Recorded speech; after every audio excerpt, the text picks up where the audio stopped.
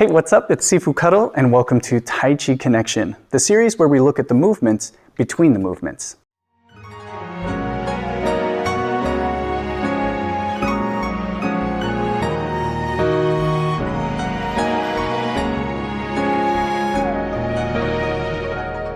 Okay, so today we're focusing on moving from the low punch to a grasp bird's tail sequence.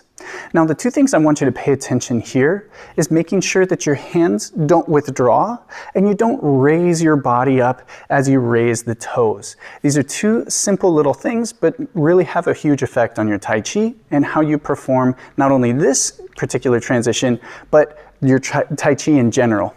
So let's go get to work. Okay, so to start, we're going to be coming from a bow stance in a parry and punch position, but of course this punch is going to be a low punch. Punch them right in the groin.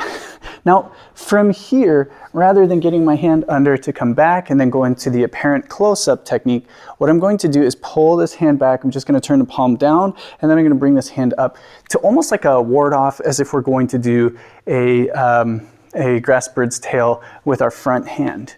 However, that's not the case. That's just setting up for our preparatory position, and we'll be doing grass bird's tail with our right hand. So from here, from this punch, I'm going to turn the palms over. Now, I don't want to pull back my entire body at this point. This is a very interesting transition because I don't need to shift so far back to my back leg to raise the heel, to turn it out here, to step forward. What I do need to do is shift back enough to raise my toes. At the same time, my hand should be moving further outward here. So if I don't move my stance, my hand is coming up and pressing forward. As I do the small shift back, it's going to appear as if it doesn't go anywhere. It just stays right in front of the body at that same distance. You can judge this by looking at this front hand in relation to the front foot. So as I shift back here, it should be more or less in the same position. Now, from this position, I'll pivot out, of course, step up, and then I'm all ready to perform grass bird's tail. Okay? So again, facing this way, I'm going to finish my parry, low punch, get those hands extended out. Now, as I mentioned in the beginning, we also want to pay attention to our height. So don't think of raising the toes and the body up together. You want this to be a sneaky transition. So here, we try to keep our upper body same height as we pivot and then step forward. We don't want to come up, okay?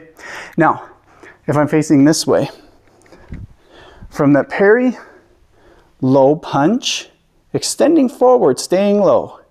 Staying low as I move into my balance position, and then I can step out and finish my grasp bird's tail. Okay, and of course, all the way through to the push at the end.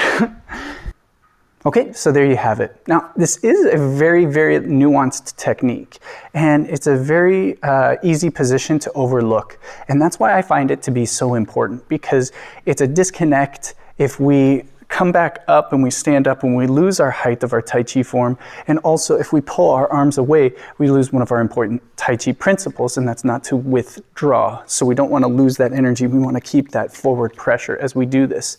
And this idea, putting emphasis on this in your practice, will spread to the rest of your Tai Chi, and it will help out with those principles in general. So you're not going to find yourself raising up as you raise your toes up. You use your body, you use your legs, you use your hips to turn, these kind of things. Okay, so hope you guys enjoy this one. Make sure to hit that like button.